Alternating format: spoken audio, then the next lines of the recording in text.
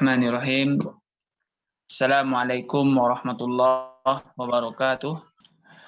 Innal hamdalillah nahmaduhu wa nasta'inuhu wa nastaghfiruh wa na'udzu billahi min shururi anfusina wa min sayyiati a'malina may yahdihillahu fala mudhillalah wa may yudlil fala hadiyalah. Asyhadu an la ilaha illallah wa asyhadu anna Muhammadan abduhu wa rasuluh. Syukur kita kepada Allah, pada malam hari ini kita diberikan nikmat iman, nikmat kesehatan, dan nikmat untuk bisa berkumpul di ruang Zoom ini. Recording Kemudian stopped. salawat dan salam pada Recording Nabi in Muhammad progress. Allahumma salli ala Muhammad wa ala ali Muhammad.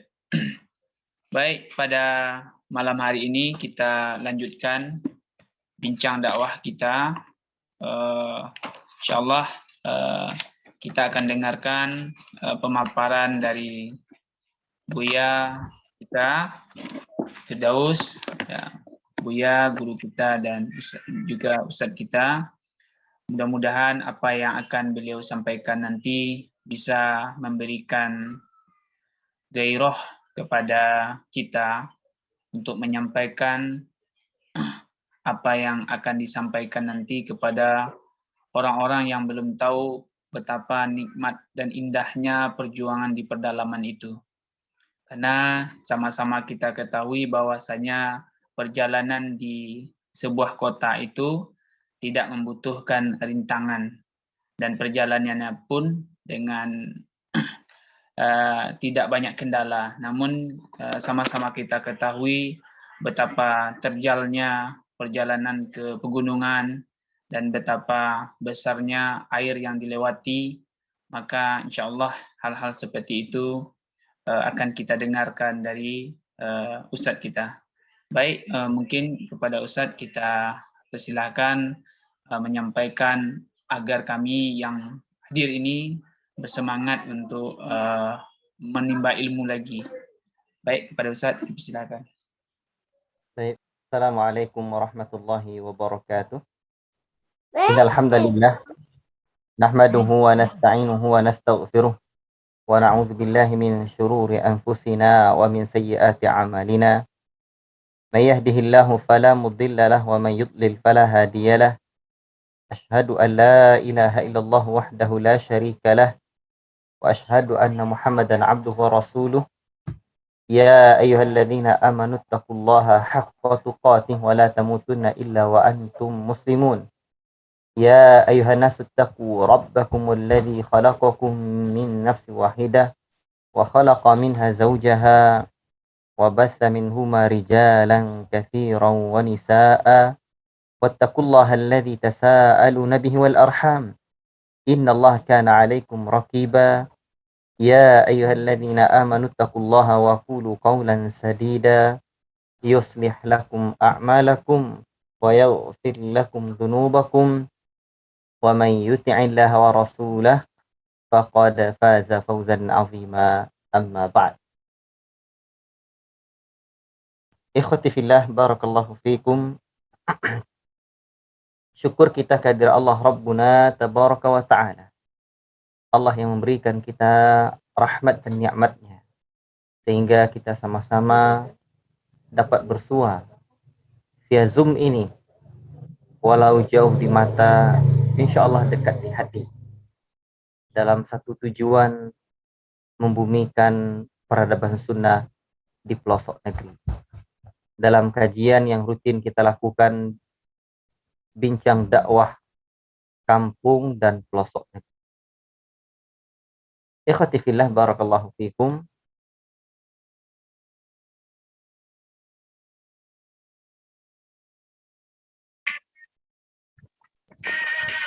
Nanti apabila ada kendala, suara saya mungkin tidak terdengar atau apa, tolong diberitahu, kadang kendala jaringan.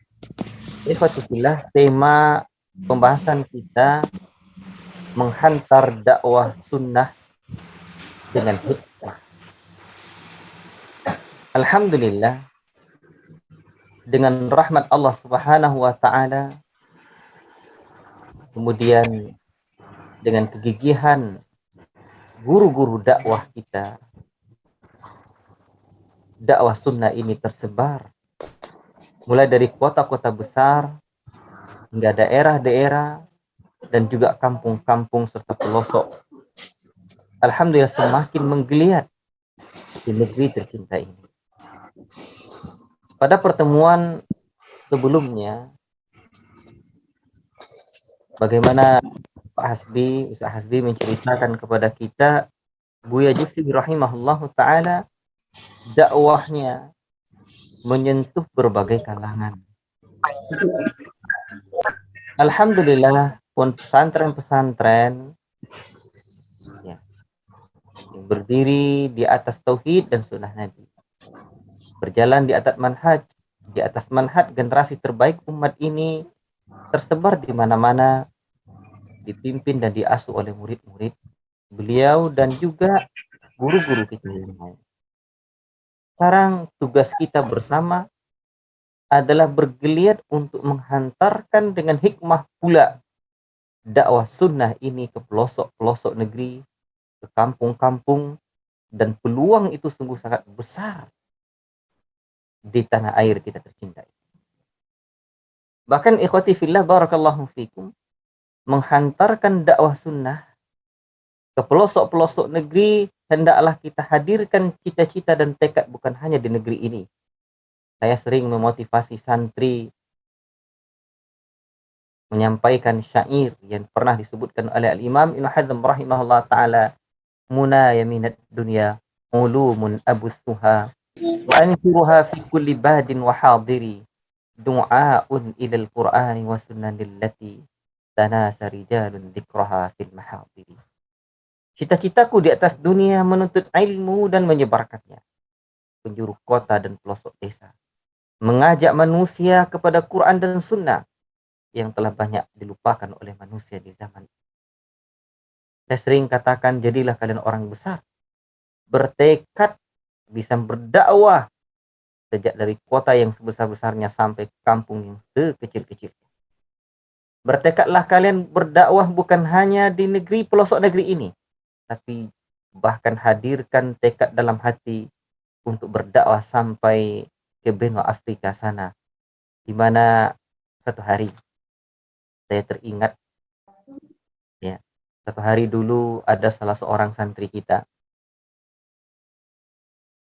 mu'allaf, ketika daurah, dan saat itu pembahasan kita adalah tentang dakwah. Sampailah kami kepada ayat-ayat tentang dakwah Rasul kepada orang-orang kufar. Bagaimana kesabaran para nabi, ya, dalam mendakwakan orang-orang kafir.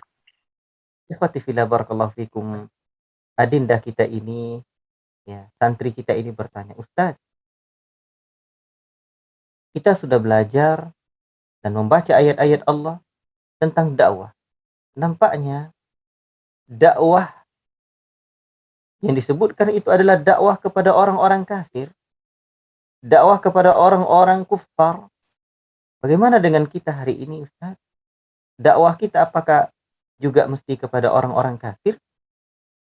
Saya katakan saat itu, dan sesungguhnya dia tengah melecut diri saya, ya, tengah menggebuk-gebuki saya rasanya, tapi dengan semangat dan memotivasi diri, walhamdulillah juga hadir dalam diri saya ketika itu cita-cita untuk mendakwah apa yang akan saya sampaikan itu. Saya mengatakan, apakah kamu kira dakwah kita hari ini tidak hanya kepada orang-orang kafir? Mesti dakwah kita orang-orang kafir. Apakah kamu mengira bahwa hari ini orang-orang kafir hampir tidak ada lagi? Wallahi, ya, secara makna orang kafir itu banyak, ya akhi. Saya pun menyebutkan, ya, sedikit banyaknya dakwah di negeri ini, dan saya pun juga menyampaikan bagaimana dakwah di benua Afrika. Dan saya selalu sering melihat bagaimana para dai, ya, bagaimana para ulama kita seperti Syekh Wahid Abdul Salam Bali, hafizallah taala, demikian Dr. Abdurrahman As-Sumaid rahimahullahu taala, dan saya sendiri pernah belajar kepada Syekh Abdurrahman Al-Musyaiti, salah seorang ulama dari Mekah. Daurah kitab ya. Saya berharap ya untuk dimatikan mic-nya ya. Daurah kitab akidah ya, alhamdulillah. Dan beliau berdakwah ke benua Afrika. Ini saya menceritakan itu, bagaimana dakwah di benua Afrika ya. Syekh itu, Syekh Abdurrahman Al-Musyaiki itu menyampaikan daurah kitab A'lamus Sunnah Al-Mansyurah kepada saya. Dan karena saya tahu, diberitahu oleh panitia bahwa beliau pernah berdakwah ke benua Afrika, dan beliau itu kakinya itu apa ya, kakinya sedikit cacat, tapi semangatnya luar biasa. Allahu Akbar. Dan kita pengen murid-murid kita, adik-adik kita juga seperti itu. Tetapi ya ikhwan, barakallahu fikum, dakwah ke kampung itu tidaklah mudah. Dakwah ke pelosok itu tidaklah mudah. Selain medan, selain dari alatnya, selain dari kondisi ya perkampungan itu jalannya rusak, juga ada hal lain. Apa itu? Berat dari sisi pendekatan terhadap masyarakatnya. Maka disinilah kita pentingnya belajar hikmah dalam mendakwahkan sunnah. Dan kita mesti bisa. Ikhwati fillah, barakallahu fikum. Mesti bisa. Ketika saya belajar kepada Ustazuna Muhammad Wujud hafizahullah ta'ala, bagaimana dakwah kampung, Masya Allah, luar biasa. Ternyata dakwah sunnah itu juga mudah diterima oleh masyarakat. Dan dakwah sunnah itu harus hadir sampai ke pelosok negeri ini. Ikhwati fillah. Ada satu kata Ustazuna Muhammad Wujud hafizahullah ta'ala yang sangat menginspirasi saya, dan seharusnya menginspirasi kita semua. Ya akhi, kata beliau, seakan-akan dakwah kita hari ini, dakwah sunnah ini maksud beliau, seakan-akan hanya berburu di kebun binatang. La ilaha illallah. Beliau pun melanjutkan, ini ucapan beliau, bukan ucapan saya. Beliau pun melanjutkan, kita buat daurah, buat kajian ke kampung, ke kampung itu, terus kita sebarkan dakwah sunnah masuk ke pelosok atau kampung. Padahal kata beliau, kita hanya buat daurah di tempat ikhwan-ikhwan kita juga yang sudah berjenggot, yang sudah berjubah, dan yang lain-lainnya. Oleh sebab itu kita perlu merenung ya, agar dakwah kita ini juga bukan hanya hikmah dari beliau, agar dakwah kita ini tidak hanya bagaikan berburu di kebun binatang, tetapi juga berburu di hutan. Ikhwati fillah, barakallahu fikum. Baik, sekarang coba kita fokus dulu ke judul ini.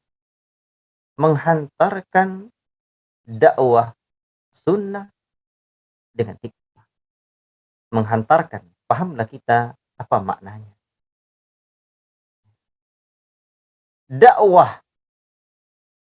Dakwah ini ya ikhwan, barakallahu fikum, jangan dipahami hanya sebatas ceramah. Banyak saya dapati teman-teman ya, seakan-akan memahami dakwah itu hanya ceramah. Ketika berkumpul dan berjumpa dengan kawan-kawan yang juga sudah ya memakai jubah, sudah lama duduk mengaji, belajar agama, dia ikhwati fillah barakallahu fikum bertanya, mungkin ketika berjumpa dengan kawan-kawan lainnya, katanya begini, ya akhi, gimana dakwah di kampungmu? Oh, sulit sekali. Sulit sekali. Ya, payah buat kajian di tempat saya. Sulit buat doro-doro, tidak bisa. Yang satu lagi ngomong, oh di tempat saya apalagi. Terus saling bercerita, saling menyebutkan betapa berat dan sulitnya di daerah masing-masing. Tapi fokusnya apa? Fokusnya tentang buat kajian. Kalau begitu ceritanya, saya ingin mengajak berdiskusi. Dakwah itu, pertama, dakwah itu ya tidak hanya luas makna dakwah. Yang kedua, seharusnya tantangan yang ada itu menjadi peluang. Tantangan itu bukan sebuah rintangan yang berat, tetapi sebagai peluang kita. Ya, tapi begitulah. Ketika dakwah hanya dipahami sebagai kalau ketika dakwah hanya dipahami sebatas mengisi kajian, berat. Dan sesungguhnya dakwah itu ya ikhwan tidak. Dakwah itu bahasa Arabnya da'a, mengajak. Ada sebuah hadis, idza da'akum fa'jibuhu. Dalam hadis hakul muslim al muslimi sittun, hak seorang muslim atas muslim yang lainnya 6 perkara. Salah satunya apabila da'akum fa'jibu. Apabila dia mengajakmu makan ketika ada walimahnya, mengajakmu, yang mengundangmu untuk walimahnya, maka penuhilah. Berarti da'a mengajak. Ya, saya sering sampaikan kepada adik-adik kita di pondok, dakwah itu mudah, semudah mengajak orang makan. Allahu Akbar. Oleh sebab itu, ya, itulah dakwah, mengajak orang. Tidak sulit. Carilah kawan-kawan kita, mungkin pernahkah kita dulu berteman semasa kita SD, semasa kita duduk mengaji dulu di surau, ya. Teman-teman kecil kita, sebaya dengan kita, abang atau adik kita, telepon dia, mana bang sekarang di konco sahabat, ya, ajak kita sama-sama makan lah nanti, sama-sama makan. Nah, itu ajak makan tuh. Disitulah mungkin kita cerita-cerita, ya, cerita-cerita, dan kita menggugah hati, kita gugah hati. Alhamdulillah lah, sejak saya sudah mulai, ya, kadang orang nyebut saya ini, ya gimana lah, mungkin orang teroris begini, ya tak apalah, sabar. Tapi memang hati saya sejak saya begini-begini, saya rasanya tak mau lagi meninggalkan sholat. Hati saya tenang, saya bahagia, tentram, damai. Dengan istri saya, kamu bayangkan, saya semakin bahagia. Kalau perlu kasih bumbu sedikit, alhamdulillah, rasa pengantin baru saya. Allah. Dia mikir dia nanti, saya uang banyak, harta banyak, mobil dia mengkilat,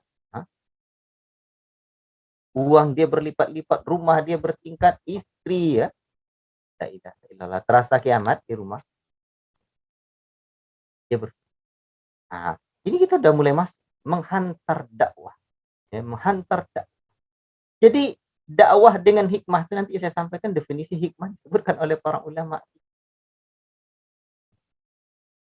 Jadi dakwah itu semudah mengajak orang makan sesungguhnya. Nah, yang sulit, yang rumit itu adalah mengajar. Ya. Dan kewajiban dakwah itu setiap muslim wajib berdakwah. Setiap muslim wajib berdakwah. Nah, tetapi kita jangan pula sampai balighu anni walau ayatan. Sampaikan dariku walaupun satu ayat. Namain sampai semuanya. Yang baru tahu dapat baru satu ayat, yang diuraikan dan seperti 10 ayat. Itu yang keliru. Tapi mengajak, ya, mengajak. Dulu saya, ya, sebelum bikin pondok, sebelum, ya, sebelum ngajar-ngajar inilah, saya dulu selalu dekati anak-anak remaja. Saya dulu pembina remaja masjid. Saya dulu pembina rohis. Saya bilang sama adik-adik kita ini, saya ini, makanya adik-adik kita sekarang, teman-teman di pondok yang dekat dengan saya ini, mereka manggil abang sama saya. Ya, karena memang saya abangnya. Ya. Saya bilang sama mereka, saya ini bukan ustaz. Saya ini bagaikan hanya jembatan yang akan memperkenalkan, yang membawa antum ke seberang, memperkenalkan kalian-kalian ini dengan ustaz-ustaz kita, dengan guru-guru kita. Jadi saya memahami satu ayat itulah sampai. Tapi mari kita lanjut. Menghantarkan dakwah sunnah. Sunnah itu apa? Masya Allah. Kemarin ini Pak Faisal ada kayak. Kemarin kami banyak cerita, ya, di pinggir sungai Sebayang, Masya Allah. Itu ada rekamannya tadi Pak Faisal. Di-upload oleh teman-teman saya. Bagaimana perkembangan dakwah sunnah di negeri? Saya memandang perkembangan dakwah sunnah itu jauh lebih mudah ketimbang dakwah yang bukan sunnah. Jauh lebih mudah diterima oleh dakwah yang bukan dakwah sunnah. Ya. Dan saya yakin sekali peradaban masa depan negeri ini, peradaban masa depan Nusantara ini dengan latar belakang saya yang ya Allah takdirkan malang melintang, saya yakin sekali masa depan peradaban negeri ini adalah peradaban sunnah. Sunnah itu bukan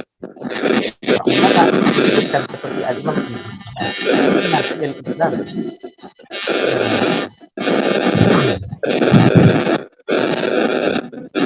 Ini ada ibu yang matikan. Baik. Para ulama menyebutkan seperti al-Imamul Barbahari rahimahullah taala, as-sunnah hiyal Islam, al-Islam huwa sunnah. Sunnah itu adalah Islam dan Islam itu adalah sunnah. Berarti sunnah itu Islam secara komprehensif. Inilah dia al-Islam yang dibawa oleh Nabi sallallahu alaihi wasallam. Inilah dia Nabi kita tercinta sallallahu alaihi wasallam yang Allah taala sebutkan, wa ma arsalnaka illa rahmatan lil alamin. Tidaklah kami utus engkau hai Muhammad melainkan sebagai rahmat bagi sekalian alam. Rahmat. Inilah sunnah. Berarti menghantar dakwah sunnah sungguh sangat. Apabila betul-betul kita komprehensif di dalam memahami, di dalam menghantarkan, di dalam mendakwahkan sunnah di kampung, di pelosok negeri, bahkan juga di mana-mana pun tempatnya. Insya Allah anak muda. Namun juga ada catatan berikutnya, menghantar dakwah sunnah dengan hikmah. Allah Akbar. Apa itu hikmah? Ya. Sebelum menjawab apa itu hikmah, hikmah ini wajib dalam dakwah Allah. Ya.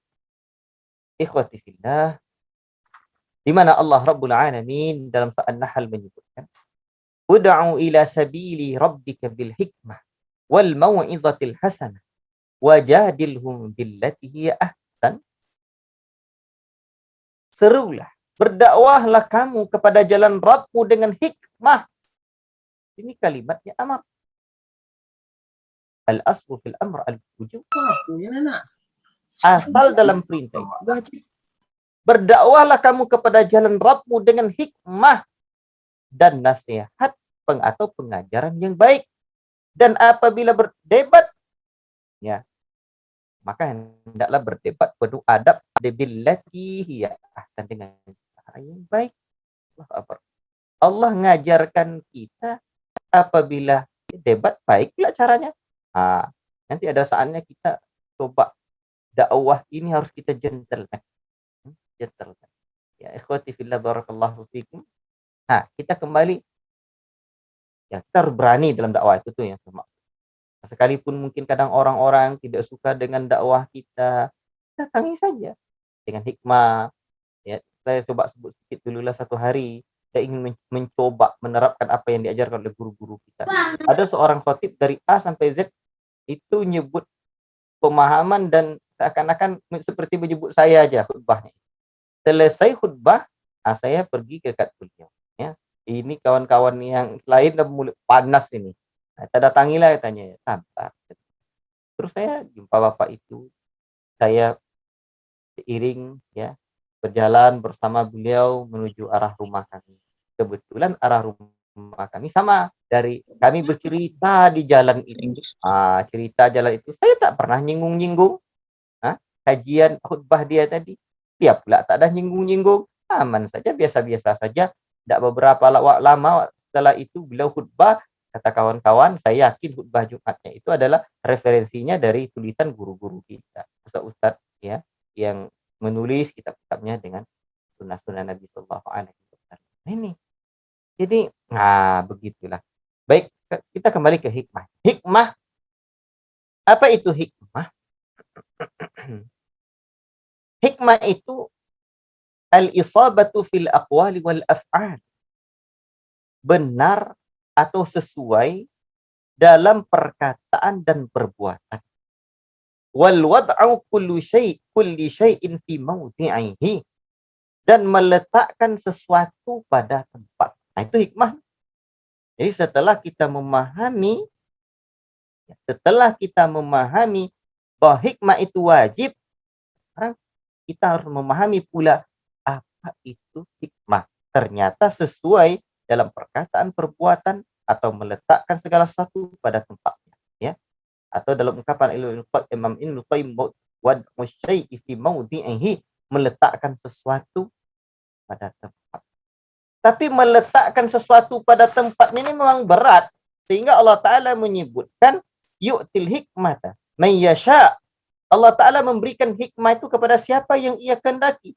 Wa man yu'tal hikmata faqad utiya khairan katsira. Dan barang siapa yang telah diberikan hikmah oleh Allah Ta'ala, niscaya itu artinya orang itu telah diberikan oleh Allah Ta'ala kebaikan yang banyak. Bagaimana yang Allah sebutkan dalam surah Al-Baqarah ayat yang ke-269. Berarti hikmah ini memang siapapun yang bisa hikmah, maka dia akan mendapatkan kebaikan. Sebatas ini, sudahkah kita memahami hikmah? Mari kita lanjutkan apa yang pernah disebutkan oleh Imam Ibnu Qayyim rahimahullah ta'ala tentang definisi hikmah. Kata beliau dalam Madarijus Salikin, fi'lu ma yanbaghi 'ala wajhi alladhi yanbaghi fil waqti alladhi yanbaghi. Melakukan sesuatu yang harus dilakukan. Jadi melakukan sesuatu yang harus dilakukan atau sesuatu yang tepat untuk dilakukan. 'Alal wajhi alladhi yanbaghi, dengan cara yang tepat, yang layak, fil waqti alladhi yanbaghi, pada waktu yang tepat pula. Baik. Sekarang coba kita pahami. Ada 3 hal yang disebutkan atau definisi hikmah, penjelasan hikmah yang disebutkan oleh Al-Imam Ibnu Qayyim rahimahullah ta'ala. Ya. Yang pertama, sesuatu yang disampaikan itu, baik melalui lisan kita, atau sesuatu yang kita buat itu dari sikap kita, itu sesuatu yang tepat. Ini yang pertama. Yang kedua, dengan cara yang tepat. Yang ketiga, pada waktu yang tepat. Ikhwati fillah, barakallahu fikum. Tapi ada hal yang harus menjadi catatan kita. Bahwa hikmah itu tidak mesti lembek atau halus, lembut, penuh maaf, murah hati saja. Tidak. Ini keliru. Sebab orang yang paling hikmah dalam dakwahnya adalah Nabi kita tercinta sallallahu alaihi wasallam. Jadi ada masa Nabi sallallahu alaihi wasallam keras, tegas, ya. Mana wala, mana bara. Nah, itu jelas. Nah, maka sekarang kita menyesuaikan perjalanan kita, ucapan kita, sikap kita dengan sikap Nabi atau kaedah-kaedah syar'i. Ya, maka dapatlah kita temukan. Sebagaimana penjelasan para ulama bahwa hikmah itu tidak mesti lembut begitu saja. Kadang hikmah itu keras, tapi itu pula hikmahnya. Dengan tegas itu disebutlah dengan hikmah. Ya. Nah, memang ada kadang dengan lembut, ya. Tengok sifatnya. Tapi kadang ada dengan ketegasan, tergantung orangnya. Ya. Kadang dengan memberikan uraian-uraian, ya, yang masuk ke akalnya, tidak terlalu panjang dalam menyampaikan dalil satu saja, tapi penjelasannya panjang biar masuk dalil yang besar nih kepada akal mereka yang masih belum muat dalil yang begitu besar. Kita berupaya membesarkan akalnya, berupaya memasukkan dalil yang demikian rumit kadang untuk dipahami. Inilah yang disebut dengan, kata Ustazuna Ali Ahmad Hafizahullah Ta'ala, logika dakwah. Itu dia. Jadi menyampaikan dalil itu masuk ke dalam hati orang itu berat tuh. Dan kadang memang butuh dalil yang banyak, ya, hujahnya. Itu tengok orangnya. Kadang memang orang yang memang butuh itu. Jadi kita tengok halnya.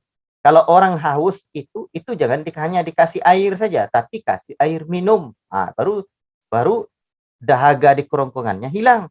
Tapi kalau dikasih air saja, disiram ke dia, itu untuk mandi. Itu untuk orang yang butuh mandi.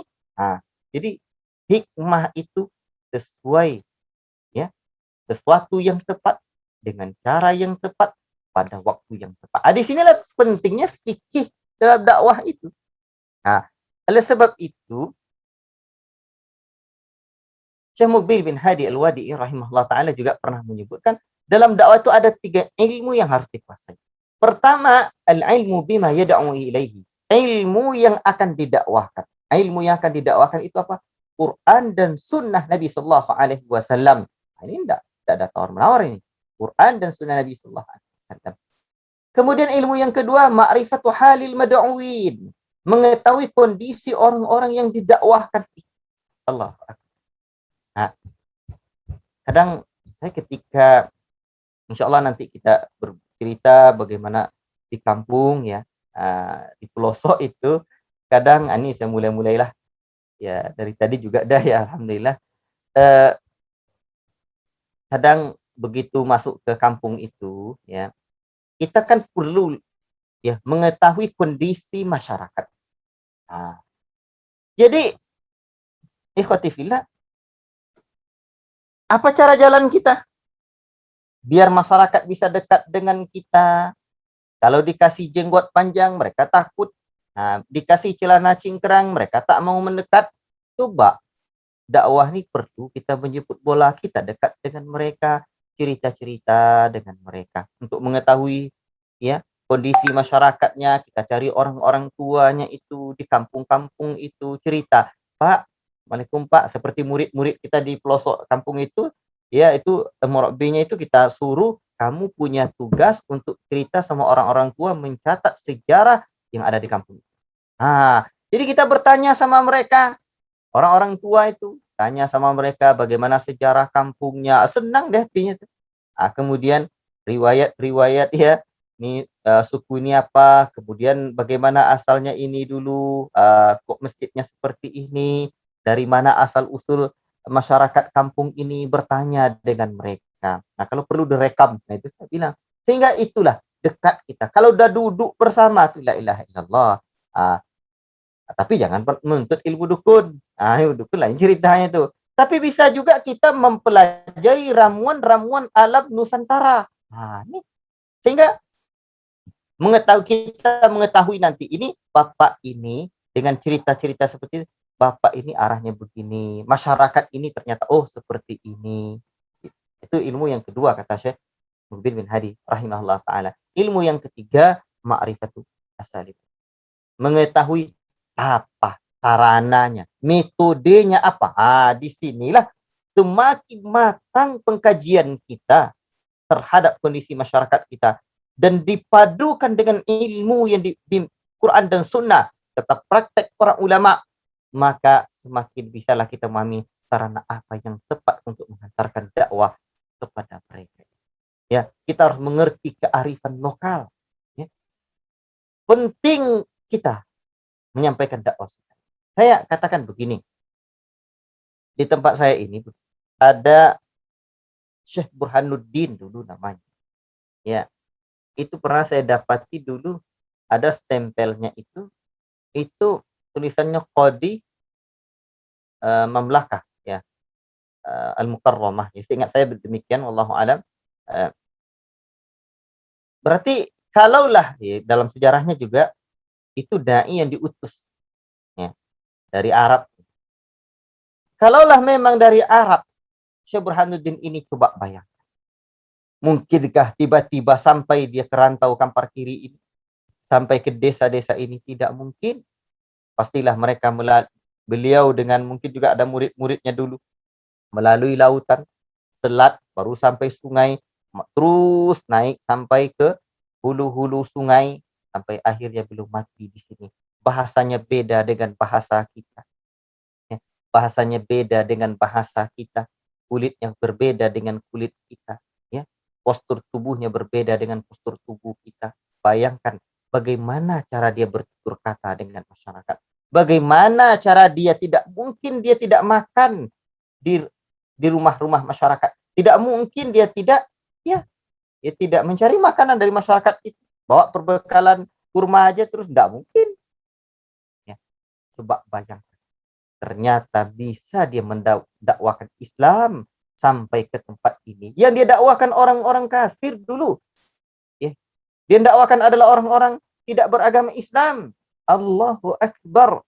Kok bisa beliau rahimahullah ta'ala mendakwahkan sedemikian rupa dengan hikmah dan bijak. Dan sejarah yang seperti ini juga ada di negeri-negeri yang lain. Di daerah-daerah yang lain. Bagaimana Islam datang ke negeri ini penuh dengan hikmah. Dan ini memberikan pelajaran bagi kita, para da'i, ya, orang-orang yang sudah mengenal tauhid dan sunnah Nabi sallallahu alaihi wasallam ini. Sedangkan dulu saja dakwahnya pada orang kafir, mereka Masya Allah bisa bijak, bisa hikmah. Tapi la ilaha illallah. Sekarang kita sudah beragama Islam, masyarakat kita ya hanya tinggal bagaimana dakwah, ya, mendakwahkan kepada sunnah Nabi sallallahu alaihi wasallam, betul-betul mendalami tauhid, komprehensif dalam mengamalkan sunnah Nabi dan meyakini dan mengamalkan sunnah Nabi sallallahu alaihi wasallam, tentu lebih bijak. Ya, sungguh sangat ironi sekali kalau kita berbuat anarkis, berbuat hal yang tidak hikmah. Kalau dulu dakwahnya kepada orang kafir, sekarang sudah Islam, KTP masyarakat kita Islam. Nah, ikhwati fillah, walaupun masih banyak juga di pelosok-pelosok yang masih kufar. Ikhwati fillah, barakallahu fikum. Dan ini juga memberikan pelajaran bahwa masyarakat Nusantara ini berbeda dengan masyarakat negeri-negeri yang lain. Di Andalusia, di negeri yang lain itu dengan futuhat dulu, dengan penaklukan, perang, mereka melawan dengan senjata, angkat senjata mereka. Ikhwati fillah, barakallahu fikum.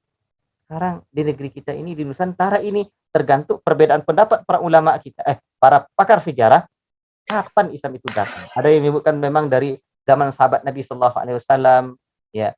Dan yang saya yakini itu bertahap, bertahap. Jadi ada fase-fasenya. Tapi memang sudah dari generasi, insya Allah, mulai dari generasi para sahabat, zaman para sahabat masih hidup, insya Allah. Wallahu ta'ala alam, yang lebih tahu hanya tentu Allah yang lebih mengetahuinya. Tapi demikianlah sejarah-sejarah yang kita coba menggali dan pelajari. Baik. Namun para pakar sejarah bersepakat bahwa dakwah di negeri ini tidak ada tumpah darah. Ikhwati fillah, barakallahu fikum. Ini pelajaran apa? Ternyata hati anak negeri, masyarakat Nusantara ini lembut untuk menerima dakwah ini. Inilah Indonesia tercinta. Kalau kita tengok sejarah, kalau kita tengok di peta, inilah Indonesia, negeri Islam, negeri yang mayoritas Islamnya, negeri Islam paling timur, paling ujung ya di Asia Tenggara ini ya.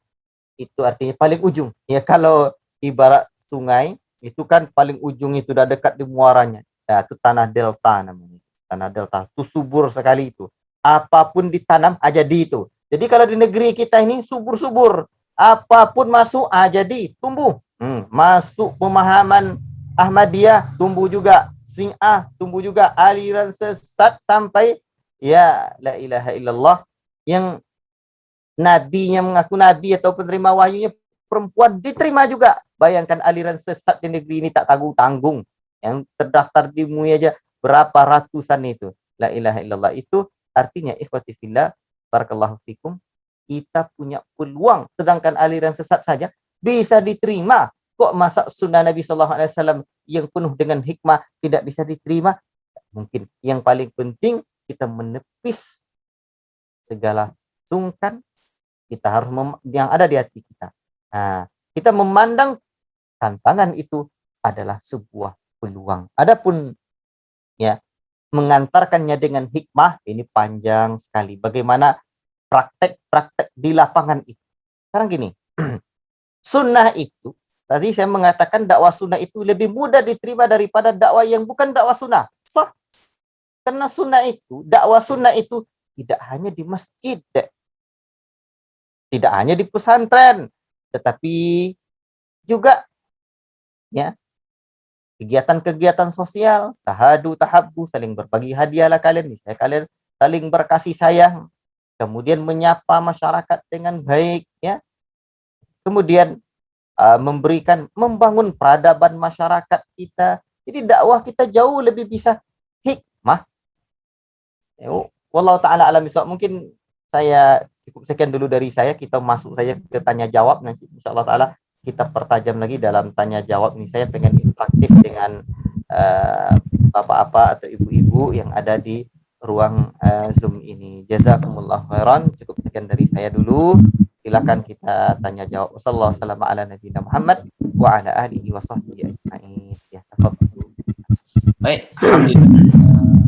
Luar biasa pemaparan dari Ustadz tadi.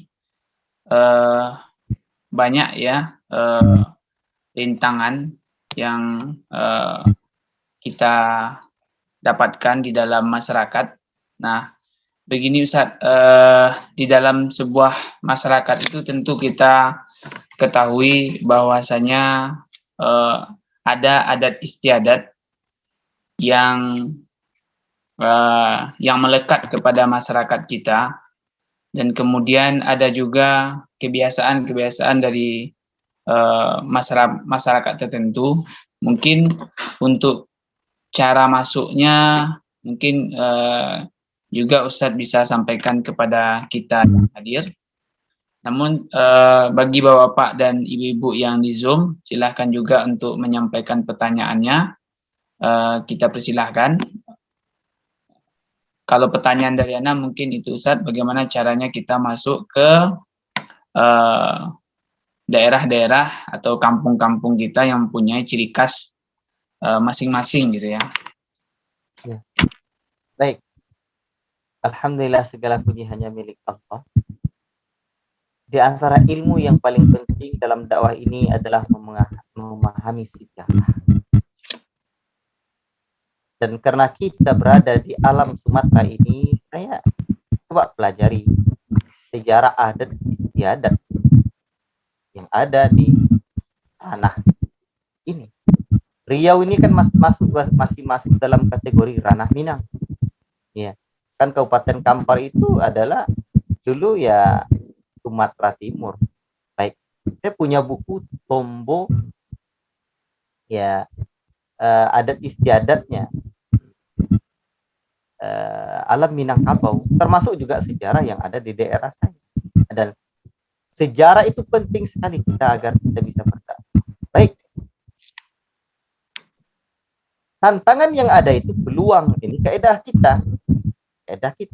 Maka disitulah enaknya kita berdakwah. Dalam adat istiadat alam Minangkabau ini contohnya, ada sebuah slogan adat bersandi syarak bersandi kitabullah. Walaupun kadang prakteknya adat cuma bersendiwara dengan syarak, tapi kata-kata ini jangan hadirkan sama mereka, cukup di hati kita saja. Nah, ini artinya peluang kita, kalaulah memang adat bersandi syarak bersandi kitabullah, luar biasa. Coba kalau begitu, sebenarnya adat bersandi syarak bersandi kitabullah ini ada lagi tambahannya. Apa itu tambahannya dalam Tombo adat Minangkabau itu? Adat bersandi syarak bersandi kitabullah, adat syarak mengatur, adat memakai. Jadi ketika syarak mengatakan begini, adatlah yang memakai. Bahkan dalam sejarah sebagian dulu ada Sumpah Sati Muara Palam, ya, bagaimana orang adat ya dengan para ulama di alam Minangkabau dahulu sepakat untuk menetapkan adat bersandi syarak bersandi kitabullah, syarak mengatur adat memakai ini. Berarti yang kita terapkan adalah adab, ya, yang kita terapkan adalah syarak ini. Bahkan sebagian guru-guru saya dari yang pernah saya belajar di kampung-kampung dulu itu, adat itu adab. Jadi adab itu adat. Jadi inilah ya kita menerapkan adab. Ikhwati fillah, barakallahu fikum. Ini peluang besar bagi kita. Tapi apabila ada adat bertentangan dengan syarak, kita dengan mudahnya tak mungkinlah tuh adat bersendiwara dengan syarak. Sebab slogan adat kita adat bersandi syarak. Nah, coba sejarah-sejarah, cerita-cerita dulu. Ya. Cerita-cerita dulu. Orang adat itu, orang nini mama itu paling senang cerita-cerita. kita dengar cerita dia dulu, masuk kita dulu ke alam, ya ke alam dia, kemudian insya Allah mereka pula akan mulai masuk ke alam kita, seperti mendidik, ya. Atau dakwah itu kaedahnya apa? Mendidik hati sebelum akal dan jasmaninya, ya. Kalau sudah bertemu antara hati dengan hati, akan mudah itu kan. Hanya hati aja dulu disentuh dulu, ya banyak hal lain yang kan kita. Jadi dakwah sunnah itu dakwah yang komprehensif, dakwah yang syumuliyah, dakwah yang utuh. Nah, kita tempuh jalan-jalannya. Mungkin kita cari dulu celah-celahnya, di mana kita bisa masuk, dan butuh waktu. Sabar kita dalam berdakwah ini, ya. Dulu Buya dan Samia Fidullah Ta'ala mengajarkan saya, Firdaus, kamu mau mulai buat pesantren, ingat, besok dakwah kamu boleh saja diterima dan diakui orang itu 30 tahun masanya. Allah Akbar. Itu beliau rasa ayah bagi saya, ya, guru dan ayah. Baru tuh tahun ke-7 ini saya merasakan, Masya Allah, ternyata memang butuh sabar. Dulu Syekh Irwandi juga mengatakan pada saya, sabar. Allahu Akbar, sabar. Kita butuh waktu. Kadang-kadang saya bilang, biarlah kita seperti cacing, ya, di dalam tanah, tidak terlihat, ya, diinjak-injak orang. Yang paling penting berkembang biak. Satu hari itu cacing digali orang dengan cangkul untuk buat umpan mencari ikan, dapat ikan lomak, ikan yang enak rasanya. Sehingga apa? Sehingga itulah dakwah. Jadi biar aja kita tak perlu. Jadi kadang-kadang ego kita pengen cepat diakui orang, eksistensi kita itu tuh bahaya. Inilah hikmah dalam berdakwah, tuh sabar. Sabar, digali lagi masyarakat kita ini apa. Bahkan ketika mungkin kita mungkin dikatakan, oh dia tak buat begini, dia lain orangnya, orang apa, salafi. Kalau bahasa Minang salafi itu kan tak ada, selapis, ya. Jadi salafi aja kajinya, cuma selapis aja kajinya. Padahal kaji itu katanya apa, berdalam, ya. Jadi sabar. Jadi saya katakan, kajian kita nih dakwah sunnah, dakwah tauhid ini berlapis-lapis. Jadi cuman ini kita harus bersabar dengan mereka, menghadapi mereka, ya. Dan boleh jadi kita datang, Pak, mohon Pak Cik, Mak Dang, Mak Ngah, ya, kita bilang, atau Pak Le, Bu D, mohon maaf saya gini, kasihlah, mungkin bawa gula dulu ke rumahnya, tengokkan dulu bahwa kita nih orang yang berdakwah dengan hikmah, berdakwah dengan akhlak mulia. Tengokkan saya, mohon maaf, tidak bisa saya hadir karena mungkin, mohon maaf, janganlah marah Pak Cik sama saya, ya, karena memang ya gimana pula ini pula Pak Cik, pemahaman saya. Paham dia tuh. Satu hari misalkan saya di kampung nih, kan kalau di kampung tuh jumpa, itu kan ada adat juga bersalaman laki-laki perempuan, padahal Rasul pernah sebutkan, la ayyut ana fi ra'si ahadikum, ya, bimihyatin min hadidin khairun laka min amut ayyamus samra'atan la tahillu lahu, atau kama qala, kepala salah seorang kalian itu lebih baik ditusuk-tusuk dengan jarum ketimbang dia menyentuh seorang perempuan. Tapi itu budayanya.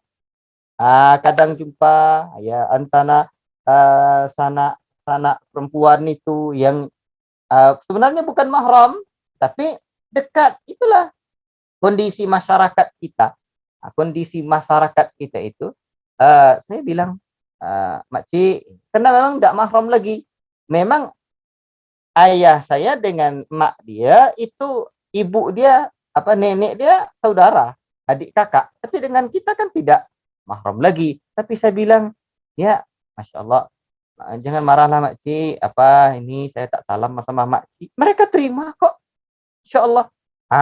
Jadi cara kita itu, wallahu ta'ala a'lam bishawab. Dan Insya Allah ingin saya sekali menyampaikan, hikmah itu hati, lisan, anggota badan. Nanti pertemuan ini atau pertemuan yang datang saya sampaikan. Silakan. Ini saya melihat ada Pak Riki nih, tadi ada ngangkat tangan, respen dia beliau tadi. Mungkin Pak Rizky, Pak Riki, ya, datariau.com ini, beliau insyaallah support dengan kegiatan-kegiatan. Silakan Pak Rizky, mungkin Pak Riki tadi mau memberikan tambahan atau masukan atau yang lain, silakan.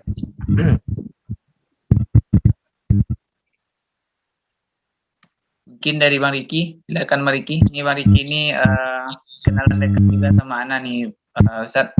Masya Allah. Baik. Assalamualaikum Ustadz. Waalaikumsalam warahmatullahi wabarakatuh. Masya Allah. Menarik tema yang diangkat pada malam ini mengenai dunia dakwah. Di sini Ana sebagai seorang wartawan yang memiliki keinginan dalam berperan dan berkontribusi dalam menyebarkan dakwah nih Ustadz.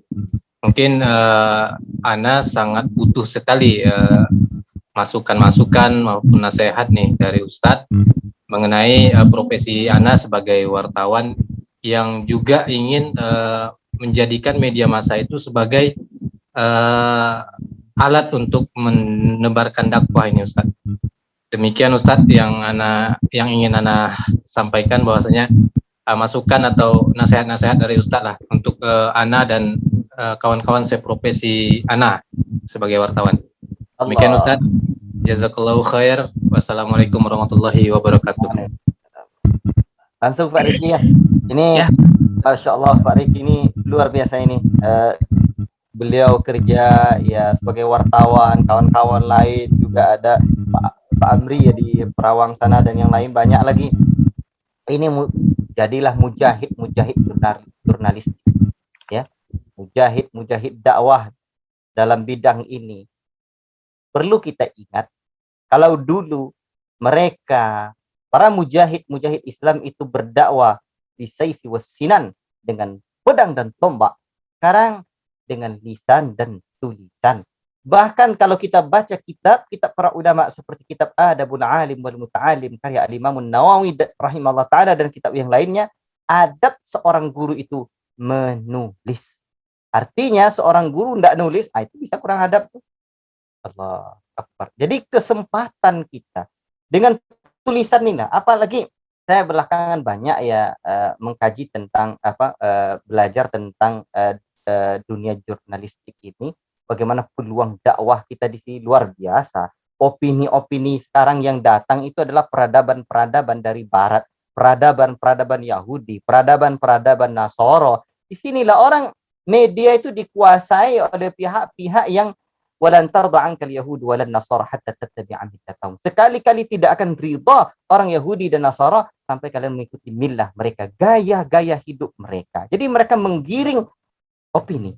Bagaimana masyarakat kita punya cara pandang sekuler, cara pandang yang tidak sesuai dengan pandangan akhirat, cara pandang yang keliru. Seharusnya masyarakat kita punya cara pandang Islamic worldview, cara pandang Islam. Nah inilah tugas, alhamdulillah sekarang Bapak Antum Pak Riki punya medan di sini. Ini peluang besar ya, peluang besar. Silahkan ya pertama yang saya harapkan terus berdakwah dengan penuh hikmah, digali ya hikmah-hikmah kehidupan itu, kemudian digabung ke di ayat-ayat itu disampaikan dengan hikmah ya. Dan terus bertanya juga, meminta masukan, karena seorang jurnalistik itu tentu selalu terus menggali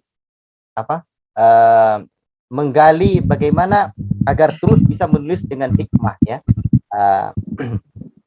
menggali ide bagaimana tulisan ini. Nah, itu teruslah. Dan saya harap dari sisi lain coba buat kaderisasi. Pesantren-pesantren itu menurut saya itu mesti belajar tulis.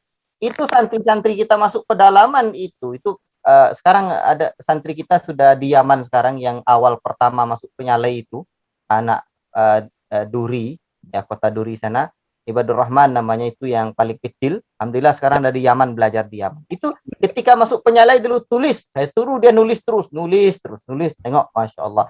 Sekarang sampai di Yaman juga nulis dia. Ini karena memang nulis ini penting sekali. Jadi saya berharap di pesantren-pesantren itu diajarkan nulis. Maka salah satu hal terpenting yang harus diajarkan kepada santri-santri sekarang di zaman era diskusi ini apalagi adalah jurnalistik, belajar nulis ya, nulis artikel ilmiah, nulis buku. Nulis artikel ilmiah ini penting ini ya. Nulis buku itu ya data-data aja ya. Nulis artikel ilmiah ini bagaimana tulisan kita bisa menarik untuk dibaca orang. Judulnya seperti ini, paragraf pertama ini, paragraf kedua ini. Jadi ini sangat penting sekali. Maka Pak Riki mohon juga dipikirkan untuk kaderisasinya. Adapun untuk masukan-masukan lainnya, mungkin coba semakin jauh kita berjalan banyak yang dilihat, lama hidup banyak yang dirasakan. Terus bergaul dengan orang-orang soleh, orang-orang yang berpengalaman, semakin mengasah ketajaman pena kita untuk terus berkarya dalam bidang jurnalistik ini.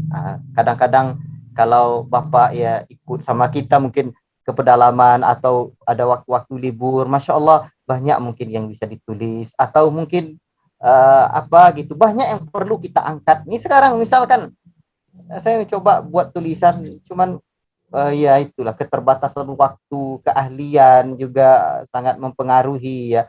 Tentang kita angkat bagaimana sejarah dakwah tauhid di bumi lancang kuning ini. Ini penting sekali biar yang muda-muda tahu ya. Jangan sekali-kali merupakan sejarah. Penting kita angkat ya. Banyak hal yang penting kita tulis. Bahkan antum bayangkan, ini saya sebut Buya Hamka saja. Karena saya tahu betul Ustaz Arman Halim rahimahullah taala itu ya, saya tanya dari sejarah yang saya gali dari perjalanan beliau, itu beliau gandrung buku Buya Hamka. Sampai beliau membeli manuskrip Buya Hamka itu sampai ke museum Buya Hamka di Minang Kabau sana ya, dibelinya manuskrip itu ya. Allahu Akbar. Beliau, saya tahu ada satu buku Buya Hamka yang beliau baca itu lebih dari 100 kali beliau tamatkan satu buku itu. Itu saya dengar langsung dari Umi anak-anaknya. Ya saya ya itu betul-betul lebih dari 100 kali saya dapatkan informasi ini dari Umi anak-anaknya. Ya, itu menunjukkan ya, makanya Ustadz Arman Halim rahimahullah taala dulu kan membuat majalah dengan ustadz kita yang lain, Hazanah namanya dulu, atau beberapa edisi itu, dan beliau nulis ya. Ini penting sekali, dai yang ulama-ulama yang jago nulis. Itu ulama-ulama berjuang dengan lisan dan tulisannya. Ini penting kita kembangkan Pak. Biar alhamdulillah Ustaz Abu Zubair juga itu kan nulis di ya di koran, di mana gitu. Itu kan sangat penting sekali hal ini. Wallahu taala alam bisawab. Mudah-mudahan kita bisa bersinergi Pak Riki dalam hal ini. Barakallahu fikum. Wallahu taala alam. Fadhal Pak. Baik, Bapak dan Ibu yang lain, ini cukup menarik juga. Mudah-mudahan nanti bisa dikembangkan oleh Bang Riki ya. Ini PR nih Bang. PR bagaimana nanti kita bisa memberi curahkan kepada generasi-generasi yang membutuhkan metode-metode dalam jurnalistik ya. Karena sama-sama kita ketahui ada namanya Uzul Fikri ya. Uzul Fikri adalah perang pemikiran, di mana juga yang pernah kita dengar dari Ustadz Arman juga, bahwa sebuah kata itu bisa menghancurkan sebuah kota, dan sebuah kata itu juga bisa mengubah keburukan menjadi kebaikan. Jadi itu aja dulu. Mungkin ada bapak-bapak yang lain mau bertanya, silakan.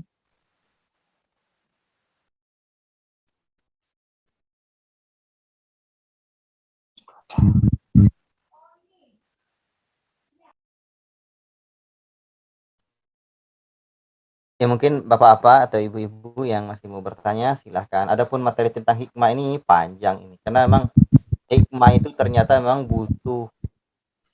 Saya sering kali mendengarkan kadang-kadang kawan-kawan atau siapa, kita hikmah dalam berdakwah, tapi praktek nyata di lapangan itu tidak tepat.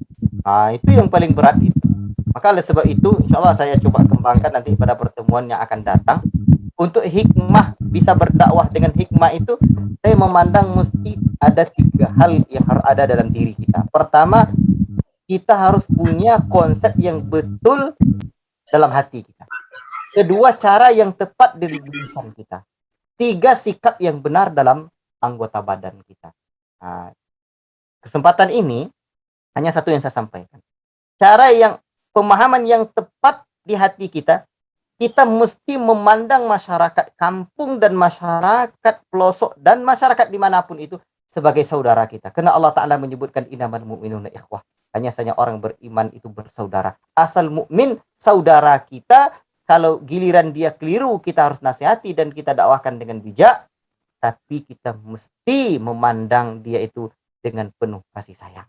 Saudara kita yang mesti kita mesti kita dekati. Kalau dia salah, khilaf, keliru, inilah cara kita menyampaikan dengan baik. Kalau sudah kita pandang dengan pandangan saudara, tentu harus ada jalan untuk menyampaikan kebaikan padanya. Nah, ini poin yang pertama yang harus hadir dalam hati kita itu. Wallahu ta'ala a'lam bishawab. Kalau tidak ada, kita cukupkan sampai di sini saja Pak Rizky. Ya, mungkin untuk malam ini kita cukupkan saja, kalau tidak ini ya. Cuman ini ada dikit tidak ada ya. Alhamdulillah enggak. Baik. Nah, tutup aja Pak Rizky. Baik, jika ada lagi pertanyaan dari bapak-bapak dan ibu-ibu yang hadir pada hari ini, kita akan tutup dan insyaallah pertemuan ini akan kita lanjutkan pada pertemuan berikutnya. Mudah-mudahan apa yang kita pelajari pada malam hari ini menambah semangat kita dan terus berdoa dan berjuang apa yang bisa kita perjuangkan, maka teruslah berjuang untuk menyampaikan kebaikan kepada orang-orang yang terdekat dengan kita. Ini ada pertanyaan satu, Ustaz. Kita baca dulu. Assalamualaikum, Ustaz. Izin bertanya. Pak Rizky, kayaknya pertanyaannya terkait dengan hukum muamalah di WA aja. Jadi tentang dakwah. Silakan di WA kami. Barakallahu. Baik, ini di luar tema ya, karena di luar tema silakan di WA langsung ke WA Ustadz. Baik, kita tutup pertemuan kita pada malam hari ini. Doa kepada majelis. Subhanakallah bihamdika asyhadu an la ilaha illa anta astaghfiruka wa atubu ilaih. Assalamualaikum warahmatullahi wabarakatuh. Waalaikumsalam.